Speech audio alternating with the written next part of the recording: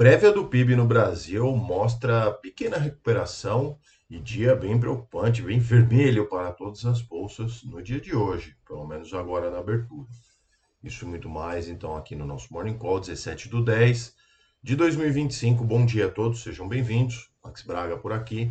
Vamos lá, então, entender logo de cara os números do IBCBR de agosto, que é considerado, sim, uma prévia do PIB, né, da informação do Produto Interno Bruto, e ele registrou alta, então, agora de 0,4%, revertendo uma queda de 0,5% no mês anterior, e esse resultado, sim, ele sugere uma retomada, mesmo que moderada, da atividade econômica, claro, com um trimestre mais fraco, sustentado também pelo desempenho positivo da parte de serviços, né, que continua bem ali, a resiliência também no consumo das famílias. Enfim, essa leitura, então, ela mantém aí uma projeção, né, contribui para manter uma projeção de crescimento moderado no segundo trimestre, ainda sobre uma influência forte do cenário fiscal complicado que a gente vive, né? Taxas muito altas e condições financeiras bastante restritivas, que é o caso também da questão do crédito e tudo mais, tá? No cenário internacional, bom, destaque em outras mídias, mas isso interfere também nos mercados, né? Estados Unidos, então, fizeram o primeiro encontro ali, Brasil e Estados Unidos em Washington. É, o Mauro Vieira, né, que é o nosso chanceler para assuntos estrangeiros, né, e o secretário americano de Estado, Marco Rubio. Então, o diálogo começa ali a partir desse primeiro encontro e vamos analisar como que vai, aguardar, né, também para ver como que vai ser as questões. Por hora, nada definido, só mesmo um encontro ali para início de relações, tá? Bom, as bolsas ontem, que estavam até com uma boa percepção no dia da manhã, né, no período da manhã, perdão, tiveram uma sessão ontem de queda já lá nos Estados Unidos. Então, o Dow Jones caiu 0,65, a Nasdaq 0,47 e o S&P 0,65, Nasdaq 0,47 e Dow Jones 0,65. Tá? E já falo mais sobre isso, inclusive o porquê disso. Né? E no Brasil também o Ibovespa encerrou o dia de queda, 0,28% de queda aos 142.200 pontos. Tivemos, sim, claro, destaques de altas. A VEG, por exemplo, subiu 2,70, Copel 2,15. E os destaques de queda ficaram com Magazine Luiza 7,97 e Braskem 6,67. E aí, os índices futuros do mundo hoje praticamente operam em queda, justamente se alastrando sobre os temores despertos ontem, né, no dia que era para ser um dia mais positivo. Acontece que grandes instituições financeiras, bancos regionais, né, também caíram, né, e o mercado tomou meio que conta do mercado aí, um temor sobre a parte bancária, né?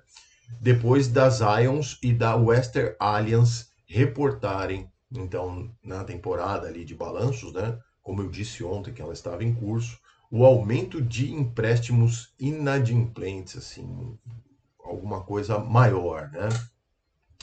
E isso levantou temores sobre práticas de crédito mais frouxos por outros bancos também, e isso evidentemente é um risco que entende-se que outros bancos podem ter problemas semelhantes.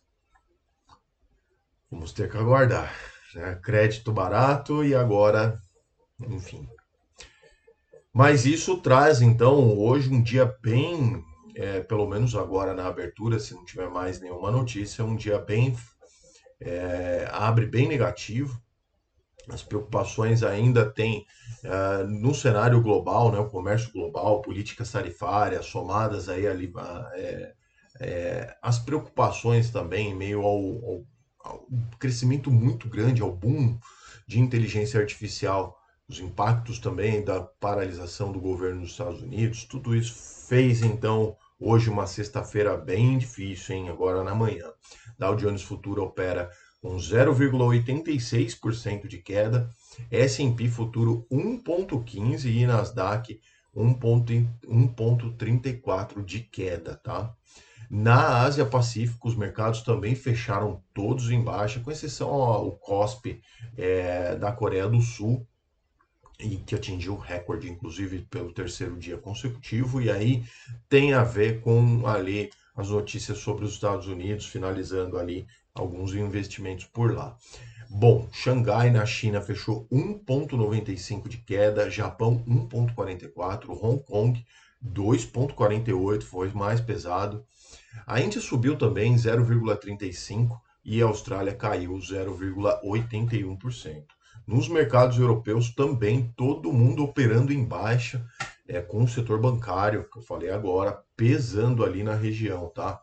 Também as ações de defesa recuam depois que os Estados Unidos, ali, o Trump e o Vladimir Putin da Rússia se reuniram na Hungria para discutir a guerra e o andamento da Ucrânia. Então o índice acaba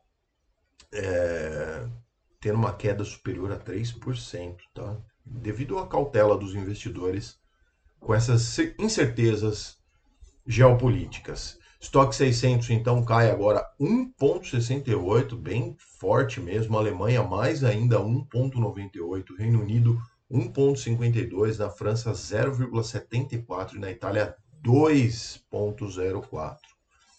Vermelho, vermelho a sexta-feira. Preço do petróleo também opera em baixo, caminhando para encerrar a semana também no vermelho. Incertezas sobre várias coisas, como já disse, mas também o fornecimento de energia global, depois que Trump e Putin concordaram em se reunir na Hungria, para falar sobre os temas que já falei acima, e as cotações do minério de ferro também encerraram em queda. Aí, no caso, sobre tensões comerciais entre Estados Unidos e China, ainda estão aí na pauta, Tem muita coisa para passar por baixo dessa ponte. O petróleo, então, está sendo cotado agora a 1,08% de queda, o Brent, que é referência para a nossa Petrobras, a 60 dólares e 40 centavos o barril. E o minério de ferro negociado lá na China, na Bolsa de Dalian, fechou a 0,19% de queda. O Bitcoin também recua forte, 2,98, cotado a 104 dólares, 912 pontos. Então, finalzinho de semana complicado, claro. Cuide das suas posições, analise bem, muito bem ali as suas posições. Não faça nada de forma antecipada e fique de olho nas oportunidades, tá? Eu, no caso, fico por aqui por essa semana pedindo, claro, a sua inscrição, o seu like, o seu comentário aqui no vídeo, evidentemente, para que esse canal possa crescer e essas informações cheguem a mais pessoas no período da manhã, tá bom? Um forte abraço a todos. Sextou, galera. Mais uma forcinha aí antes e depois. Bom final de semana a todos. Abraço. Tchau.